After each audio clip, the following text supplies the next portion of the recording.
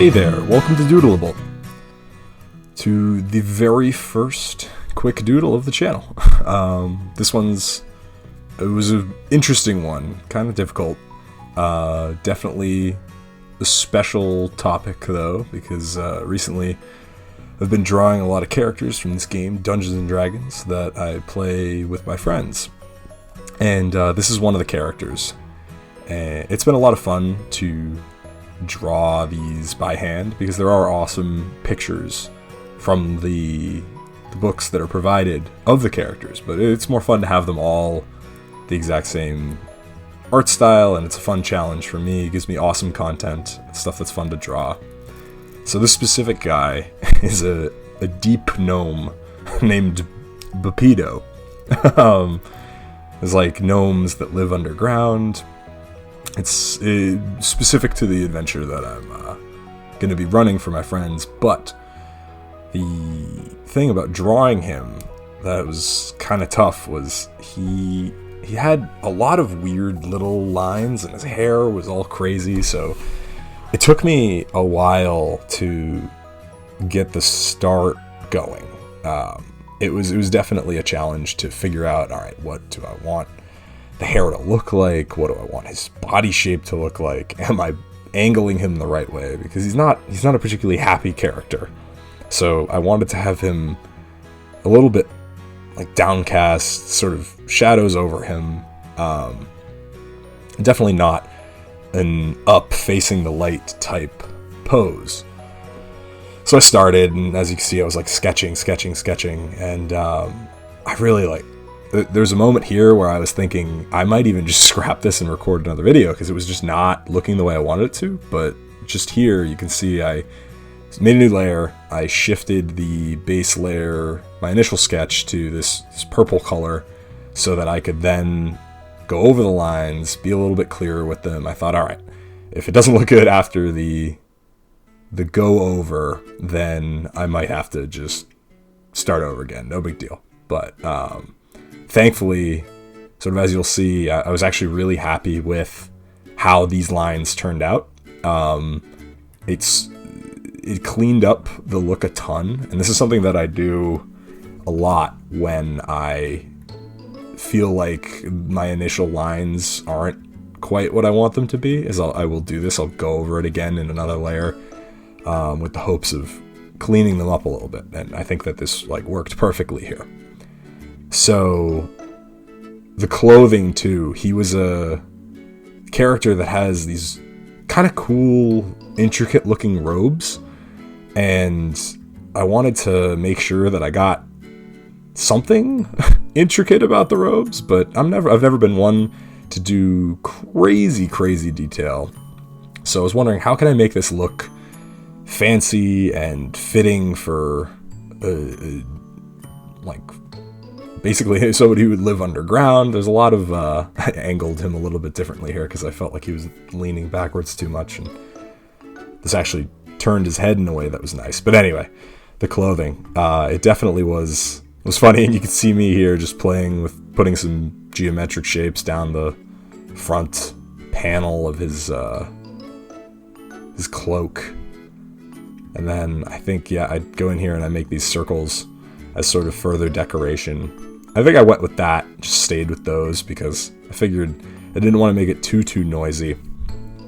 And so I kept going a little bit. I made a couple more additions to the cloak, and then I think I started coloring right here. And it was actually pretty funny because the coloring, normally when I draw long form pieces or whatever, take a long time to draw it, I will set the background color to a soft gray so that I can know just how bright the whites are and how bright or dark the grays and blacks are. And it helps me know if I have colored something in white or if I have colored something in a different color.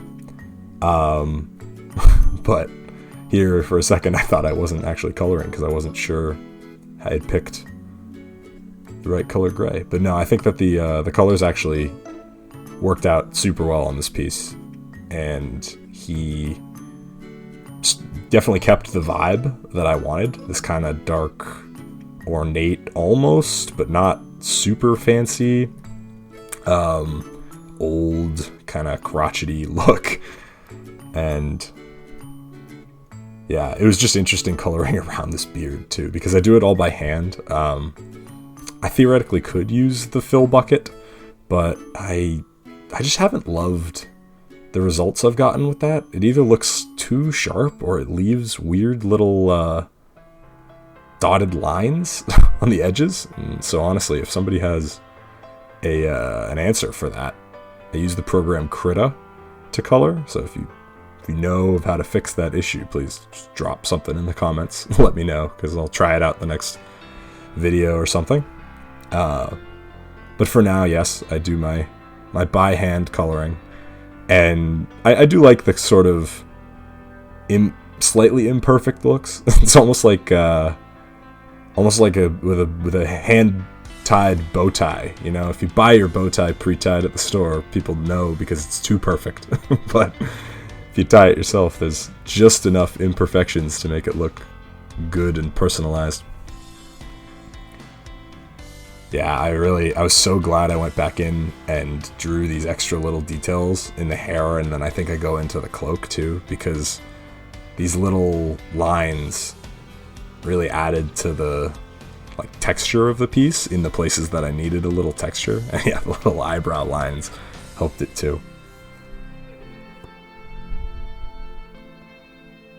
Like I said, this was definitely a tough one, but because it wasn't a vision that I had perfectly from the get-go. I had a little portrait in the book that I was referencing, but beyond that, I sort of had to improvise and figure out exactly what I wanted to do. So, as you saw, a lot of little adjustments here.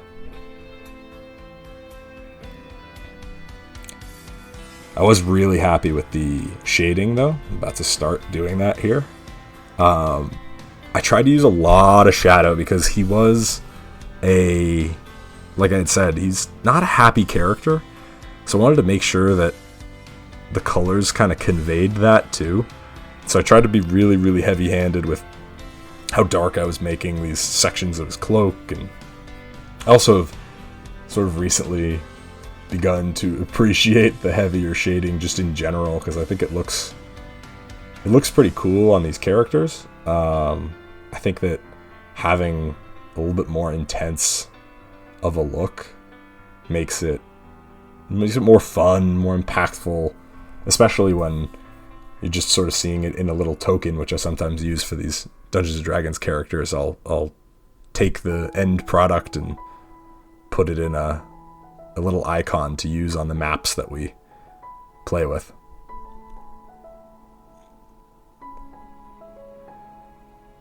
Yeah, the shading the face too was it was interesting, because I kept thinking, I don't know exactly where to cut off the shadow. I want to make sure his face is a little bit cast in shadow, but not so much cast in shadow that you couldn't see him.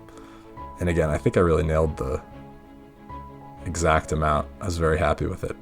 I actually hadn't talked about this as I did it, but what I'm doing in the beard and the mustache and hair right now, where I just give it a little bit of a touch next to the lines, I've found really helps it pop with the it gives the detail a little bit of extra depth that I really have liked. And I was gonna say you could see it on the folds in the robe too. That has been a lot of fun to include. I was almost just dreading the point when I'd have to shift to the highlights, because I was super unsure of how much, if any, I really wanted to use, but I started with the top of his bald head because that's generally an easy thing for me to sort of visualize how I have to do. And then of course highlights on the robe felt pretty natural. Gave him a little bit of the hair highlights. Sort of the trick of adding a little bit of shading next to the folds. I do the opposite with the light. I put the light on the other side of the folds sometimes to really make it pop. But yeah, now I'm heading in with the background. I figured something equally dark and then went way too heavy-handed on the black, but I'm finishing it up here and ending with the final product. And I was super happy with this because this really, it was, like I said, a tough one, and I sort of powered through and made it into something that I loved. So thank you all for stopping by, and I'll hope to see you next time.